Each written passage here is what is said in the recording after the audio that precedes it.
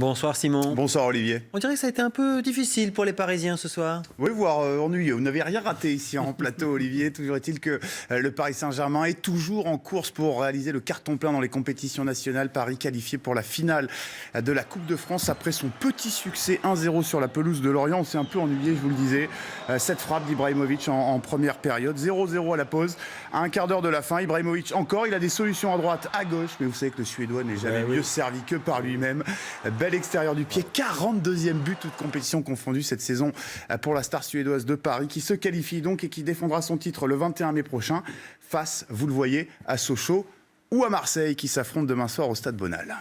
Alors l'OM va tenter de rejoindre le PSG sans son entraîneur Mitchell. C'était sa dernière séance. Exactement, on l'a appris en fin de matinée par un communiqué diffusé par le club marseillais annonçant que Mitchell était suspendu immédiatement de ses fonctions d'entraîneur en raison de son comportement ces 3 dernières semaines. Et c'est un petit peu ça qui étonne Olivier.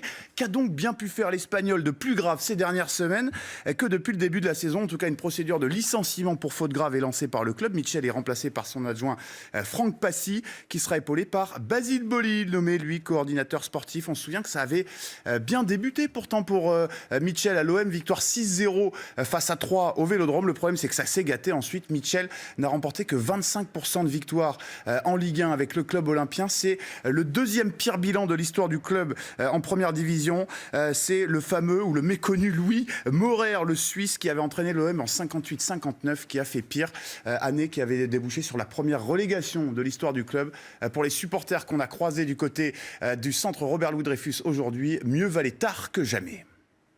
Ouais, surpris oui et non, parce que bon, ça a été une décision qui a été prise assez rapidement, apparemment hier soir. Elle arrive un peu tard dans la saison, quoi. Ils auraient peut-être pu le faire bien avant, quoi. Rien n'est fait correctement, il n'y a jamais de... Enfin, c'est du grand n'importe quoi, il n'y a pas d'organisation, il n'y a rien du tout en fait, dans ce club.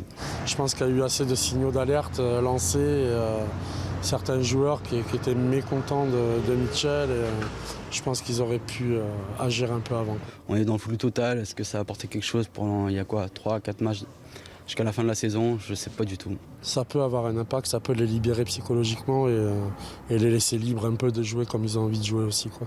Je pense que Mitchell devait pas mal freiner certains joueurs et pour moi certains joueurs n'étaient pas à leur place non plus, quoi. Je trouve que ça peut être pas mal pour l'intérim et j'espère qu'ils vont partir sur une nouvelle dynamique pour l'année prochaine. Avec un nouveau coach par contre. Allez, une autre finale de la Coupe, on part en Allemagne avec le Bayern. Exactement, insatiable Bayern Munich qui tentera le 21 mai prochain également de décrocher son 18e titre en Coupe d'Allemagne. Personne n'a évidemment fait mieux en Allemagne. Succès 2-0 face au Werder Brême grâce à un doublé de Thomas Müller. Le premier but de la tête sur un corner de Xabi Alonso. À la demi-heure de jeu, le deuxième sur penalty à 20 minutes de la fin. Ribéry était titulaire, il a été remplacé par Coman. La finale à Berlin, ce sera face au vainqueur entre le Hertha Berlin et Dortmund qui s'affrontent ce mercredi dans l'autre demi-finale. Du tennis ?